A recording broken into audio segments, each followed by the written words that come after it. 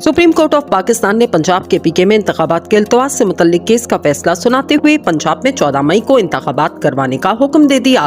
फैसले के मुताबिक इलेक्शन कमीशन को कोई इख्तियार नहीं कि वो इंतखाबात को 90 रोज से आगे लेकर जाए। सुप्रीम कोर्ट ने इलेक्शन कमीशन का 22 मार्च का इंतखाबात मुलतवी करने का हुक्म कलअदम करार देते हुए पंजाब का इलेक्शन शेड्यूल कुछ तरामीम के साथ बहाल कर दिया। अदालती फैसले में कहा गया, इंतखाबात मुलतवी करने पर शेड्यूल में 13 रोज की ताखीर हुई। पंजाब में इंतखाबात 14 मई को होंगे, जबकि कागजात नामजदगी 10 अप्रैल तक जमा करवाए जाएंगे। रिटर्निंग ऑफिसर के फैसले के खिलाफ अपीलें जमा करवाने की आखिरी तारीख 10 अप्रैल होगी। 17 अप्रैल को इलेक्शन ट्रिब्यूनल अपीलों पर अपना फैसला करेगा। फैसले में करार दिया गया, इलेक्शन कमीशन ने इंतखाबात की 8 अक्टूबर की तारीख देकर दायरा इख्तियार से तजावुज किया।